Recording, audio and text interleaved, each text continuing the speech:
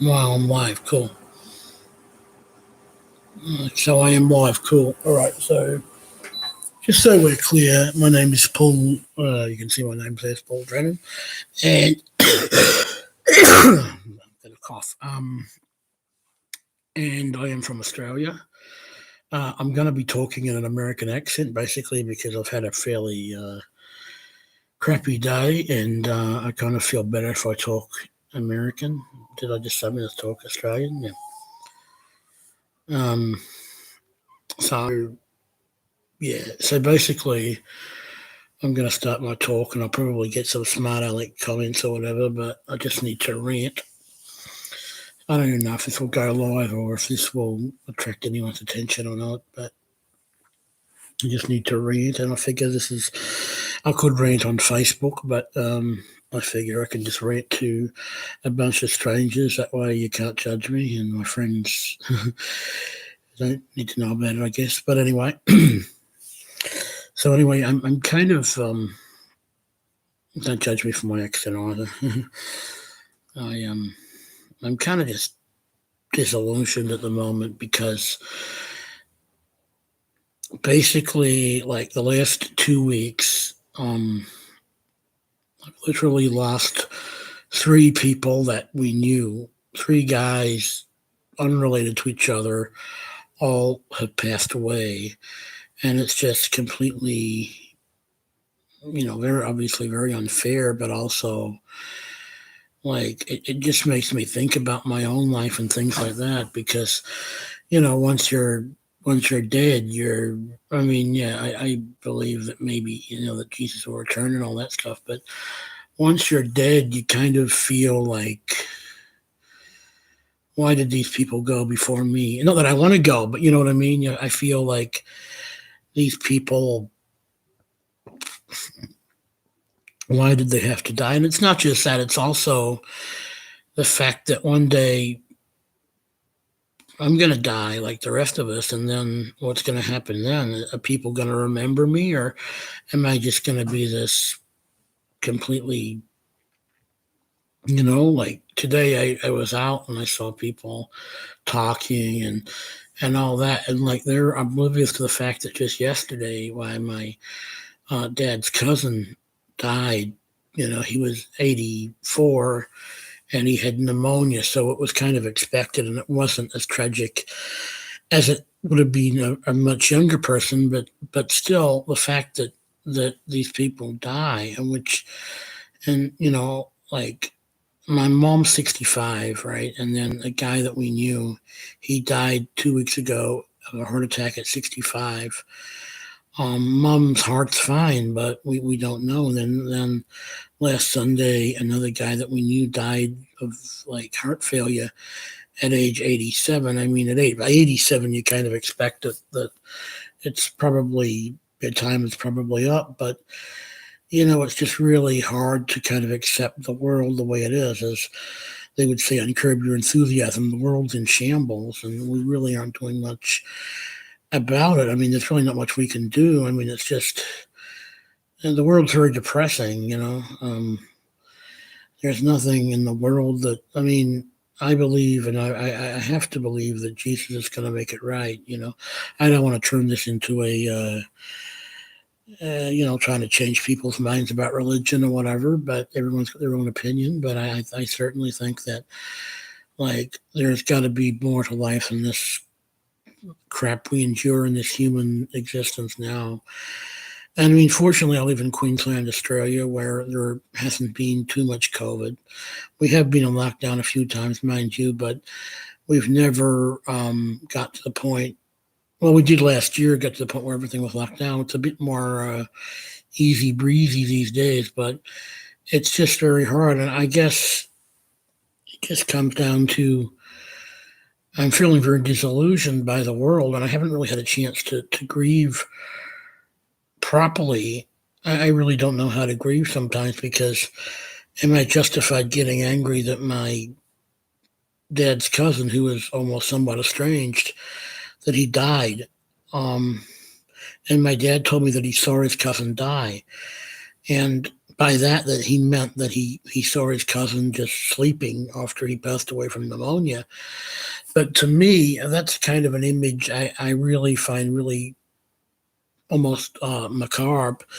Is that my dad saw his cousin die. I mean, I wouldn't want anyone. I don't care who it is. I wouldn't want to see. Once someone's dead, they're dead. You don't want to see the the body or what. But anyway, that was his decision, and he went with that. Um, but it's hard. I'm a Christian. Well, I try to be. I go to church. I'm an evangelical person, and I try and be a good person. I try and be a Christian. I try and be fair to people and everything. I struggle. I have depression at times, and I'm also on the autism spectrum, so that probably explains a few why I'm so. They say ASD people have trouble with their emotions, and I kind of feel like, and and part of it's that, but the other part of it is I think that it's also the human condition where people are. Pardon me. I don't have corona, I don't think, but where people are always trying to. We live in a world where coronavirus has been seen as the that's all you hear about is all these people dying of coronavirus, and I'm so sick of it. And we get to the point where we have to wear masks if that's what we got to do. That's what we've got to do. But I also think that a lot of it is just being put into being making putting fear into people because we're all scared. And I mean, the coronavirus is no laughing matter. But I don't know. I just kind of feel just disillusioned by the world. The fact that you know every time in the different states going to lockdown in different countries, and I mean Queensland's all right for now, but and that people are just the fact that they say we live and we die, and I don't want to die, but and I hope to live to a long time, but it's just like it's really crummy, basically, that people do die in the first place. Obviously, this is not a new thing. People have been dying since the fall of man, and this is the circle of life. You'll live, you die, and hopefully get resurrected when Jesus returns. But I just find it really hard to accept that this is the reality. I mean, there are certain. Why do good people die? Why are they dead and I'm still alive? Were they worse people than me? Or that's a very dark way to look at it. But you sort of wonder why we've been, why this is happening. And I guess that's the mystery of life. But I need to. I'm very just devastated. Basically, we had three people in the family knew, as I said, died in the past 2 weeks. Now, the first guy was a guy who was the estranged husband of one of mom and dad's friends. Um, I'm not too shattered about that because he wasn't that nice a person, but he was also the father of his people that I know, and his kids are good kids. They're all grown up. And then when the guy that I knew from the church died at age 87, he was the oldest. Um, that was really hard to take because he was someone that was just such a. I mean, I'm a straight man, but just such a lovely guy and a very warm guy and a very affable guy. The kind of guy that would always be there for. He actually came to my. Didn't come to my baptism, but he did come to church the day I got baptized, and he said he came to see me, and this person is no longer alive. He's gone, and then my dad's cousin died yesterday, and this particular individual was, as I said, 84, and he was not. He was kind of a little bit of an outsider, but he was also a very gentle person, and it's just very hard to accept that as I live my life today, that people are dying and people are, you know, having coronavirus and all that. I mean, the world's in shambles, and obviously the enemy, the devil, is behind that. But it's very hard to grieve because I think I didn't, this person, as I said, once again, this man that died, the younger guy, he wasn't really, I didn't care too much for him, but the fact that he died is really unfair. And of course, the fellow from church and dad's cousin, it was all in the spate of a week. And my parents have said, we're all getting older and whatever. I'm nearly 41, so. And they're telling me that, I need to write my will. So we've all written our will like the last couple of weeks. And, you know, it's been very, what's the word? Hard to sort of say, well, once you write a will, you're basically saying, well, this is what's going to happen on earth after we pass away. And it's like, well, giving up our possessions, which obviously once you're dead, there's no need to have possessions because you'll be dead, hopefully in God's care. But having to write down that I need to give my DVD collection to my nephews, and you know, and I'm so dependent on my mom and dad to a degree because they help me with certain things, and I can't imagine a world where they're not in it.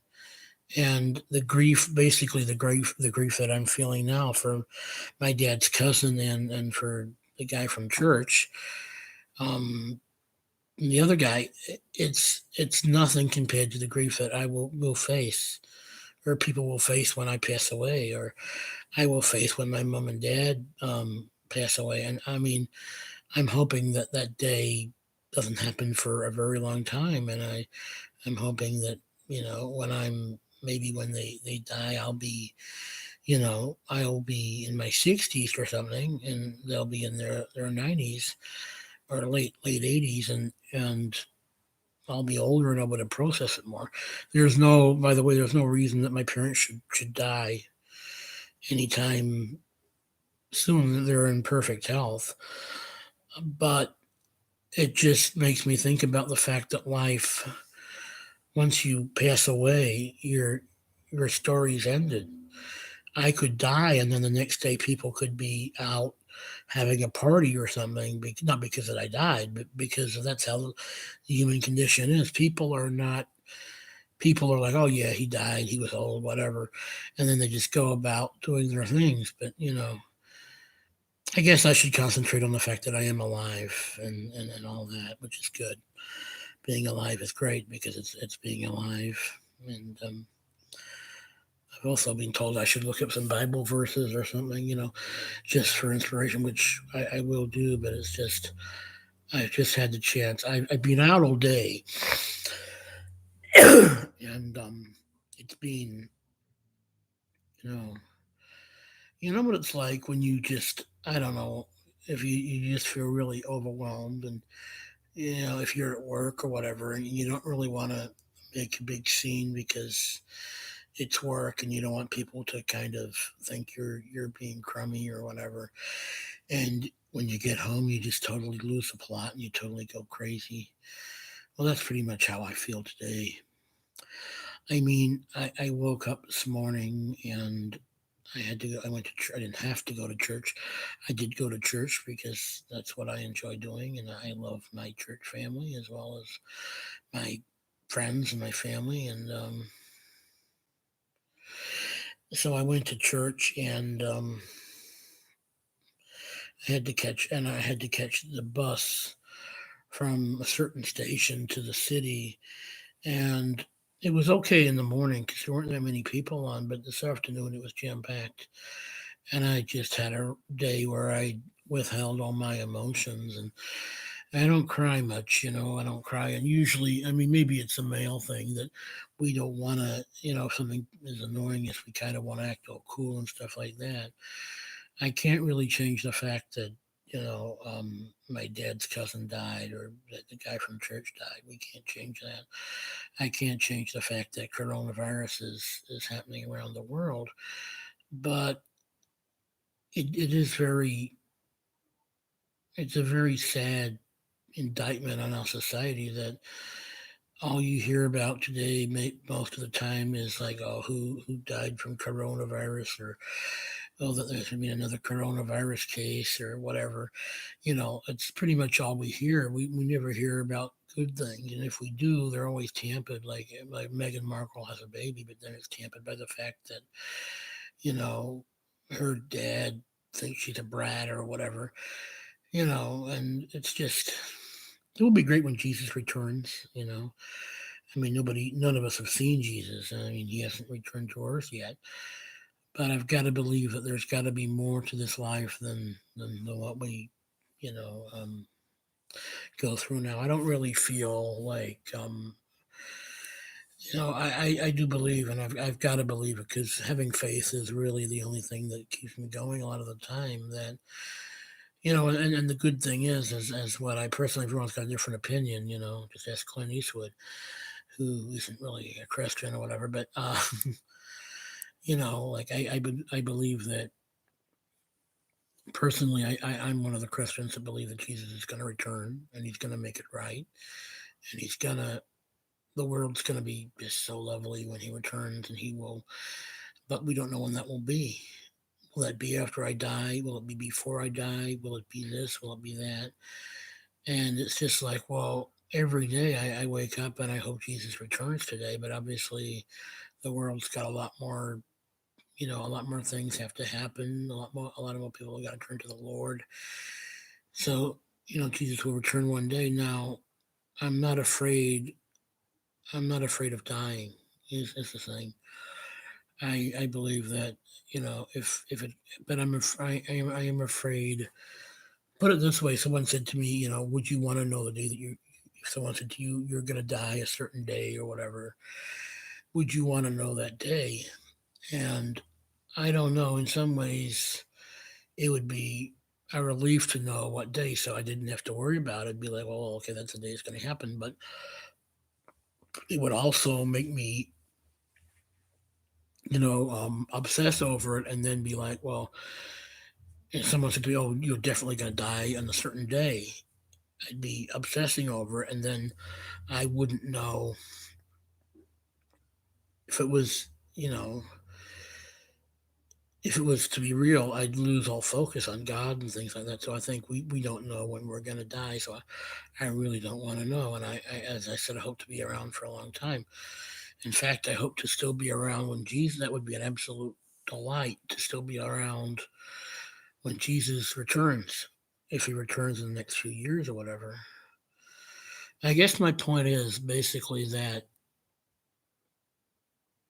I guess I'm thinking about the future, that one day it's going to be my final breath, and my parents are going to die one day too, and my sister and my brother and all my friends. And what will it be? Will I be in this sort of deep depression when my parents die? I probably will be, but that's something I can't psych myself up for it, or I can't think about it. I can't think, well, when I can't.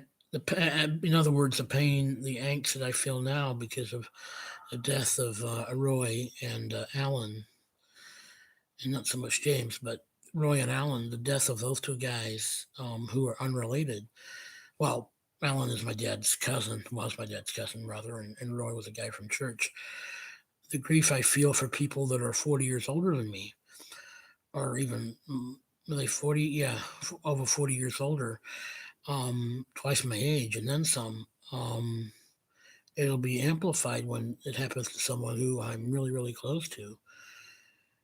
My life as it is now is really good, and I love being alive. I love my mom and my dad. I love my brother and my sister, I love my family and friends and Jesus, of course, and all that. And it's just, I guess, it's thinking out loud about, well, am I going to be able to handle the grief when if something happens to my loved ones? It really hit home for me. I think even before these guys died, that when writing my will, this is like basically saying once I pass away, I won't be alive, but all the stuff that I treasure now will be going to my niece and nephews or whatever, and my brother and my sister. And that's a scary thought to think that one day I'm going to be on my last leg. I could have cancer, or I could, hopefully when I do pass away, it'll be just of old age or something. But when people die so suddenly, because the older guy, the younger guy died suddenly, the two older guys, it was sort of more expected, but I feel just sort of like we've got to really band together as human beings and, you know, try and be good people and try and make the most out of things because, I mean, I think coronavirus is Satan's way of trying to destroy humanity. I mean, everyone's going to say different things. Some people will say, well, coronavirus isn't Satan, it's just humanity or whatever. But I do believe that the devil is behind the fear. We need to band together, I think, as human beings. We need to band together and tell your friends that you love them. Tell your family that you love them.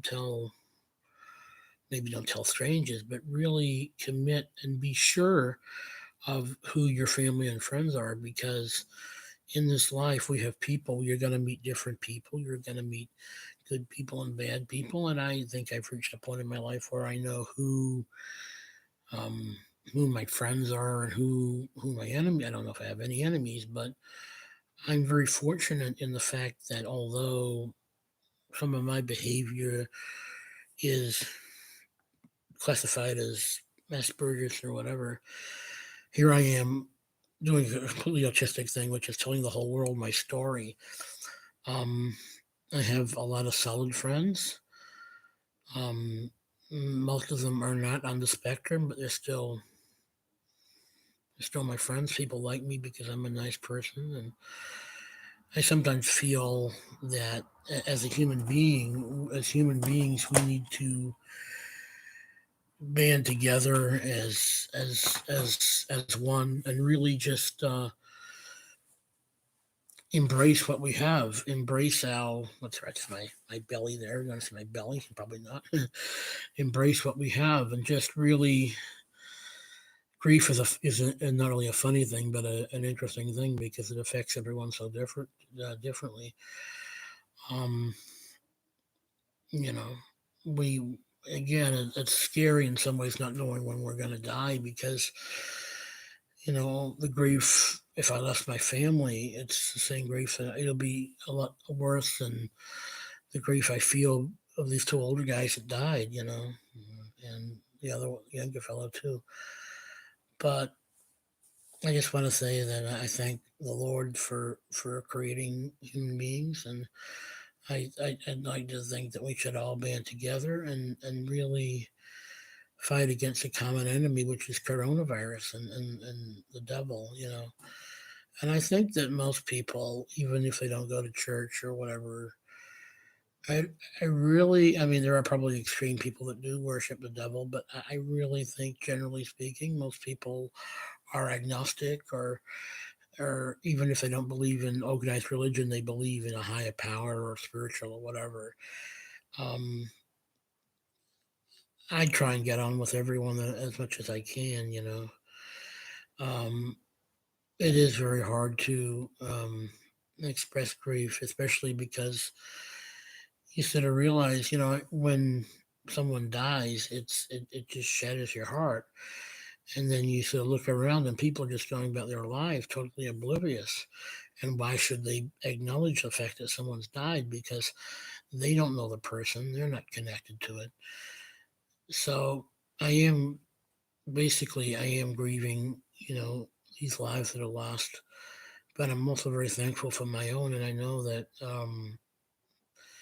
and this is, I believe that if my parents pass away before me, which who knows, hope it's not for a long time, that, and or any loved ones, that I'll be given the strength through Jesus to become a stronger person and to become a stronger Christian, and to be able to get through it. And I'm praying to God that I'll be able to get through this time, because it's very, when someone dies, you don't really think about them being dead. And when you see like a coffin and, you know, their coffin, it's like, well, this is the real deal. You know, I have a few of my ex girlfriends have died. One of them died of a self inflicted knife wound. Very, very sad.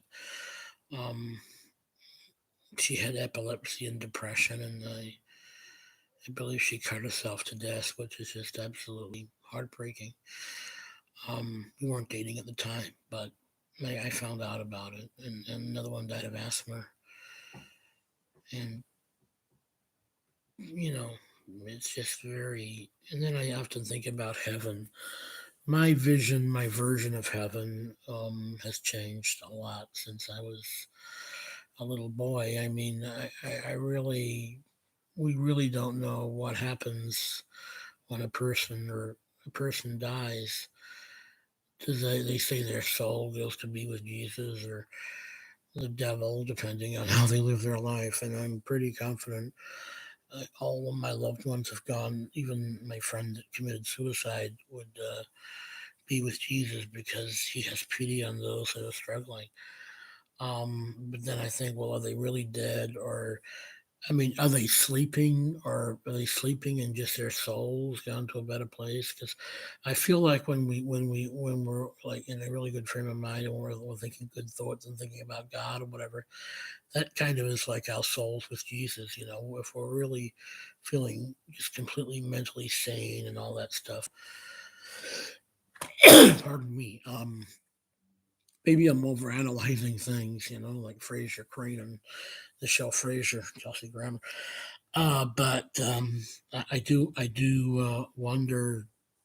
I used to think as a child, I thought of heaven as being like a white cloud and God sitting on like this big kind of big chair, and there was like all these people that are like have passed away, but they're all in heaven, all happy and all playing and stuff like that.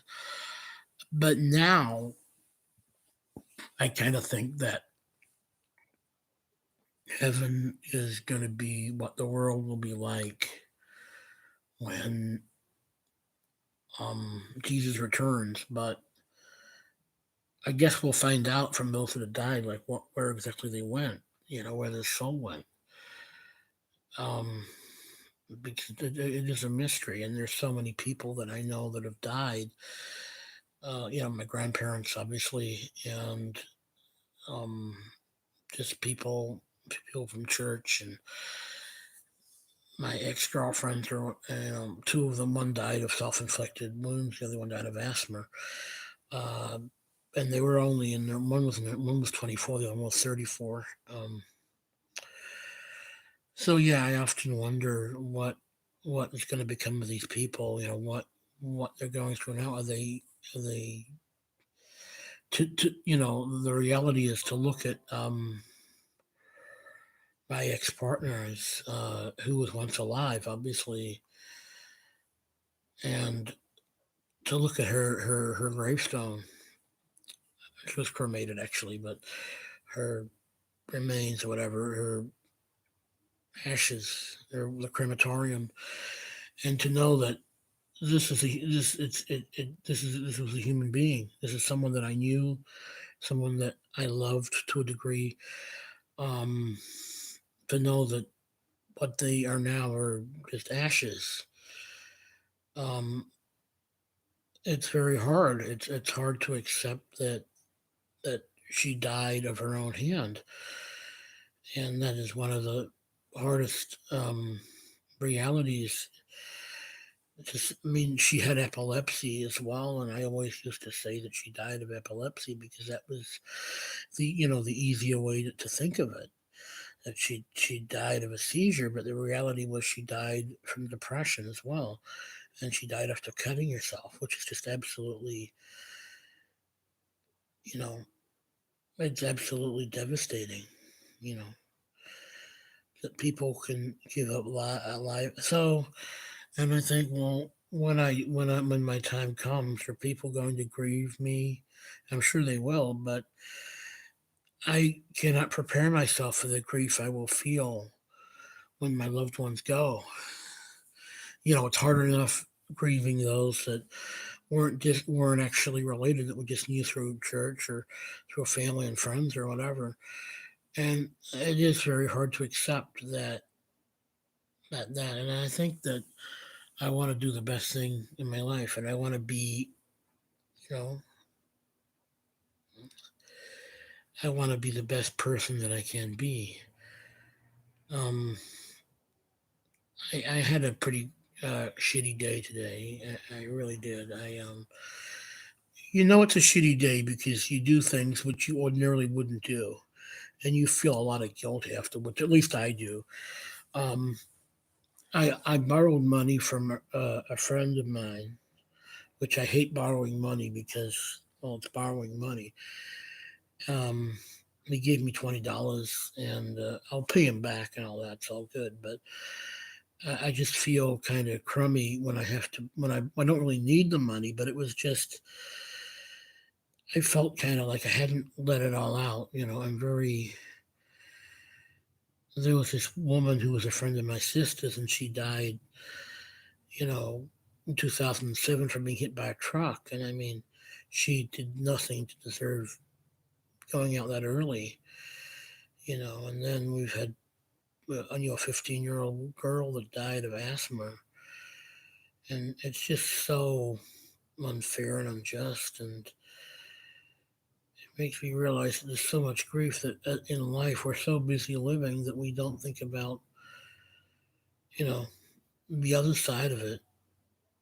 And I'm very hoping that, you know, if if God forbid, someone in my family died soon, I'd be absolutely devastated. But I can't live my life thinking every day that someone's going to die. I don't want them to die. I am, of course, afraid of the emotions that I'll feel when someone close to me dies, but I think that's human. It's human to feel those emotions and to feel as though you don't want this to happen. It's just hard to deal with the emotion, but we're living today, and I think that's the main thing. It's very hard for me to separate the fact that, you know, that when Jesus returns, we'll see these people again, and I can accept that. I mean, that's what I'm very, very hopeful about. But in the meantime, we have to see, we won't be able to see them again in the next few days or whatever, or next 100 years or whatever it is when Jesus returns. And little things like you don't how much a person, no matter who they are, they could have Down syndrome or cerebral palsy. As I said, I'm classified as being Asperger's, but you know there is so much more to the person that is me than that. Um, in fact, someone said to me today that they didn't that people probably wouldn't even know that I had unless they really knew me. But even little things like there was the guy that died, the older guy. He always used to say, "Yeah," he always would just say "yeah" all the time. Yeah, yeah, yeah, yeah. Just little things, but it was his little way of being, and you know, it's just sort of. It would be great, and I'm so sick of coronavirus. I think we were all sick of it.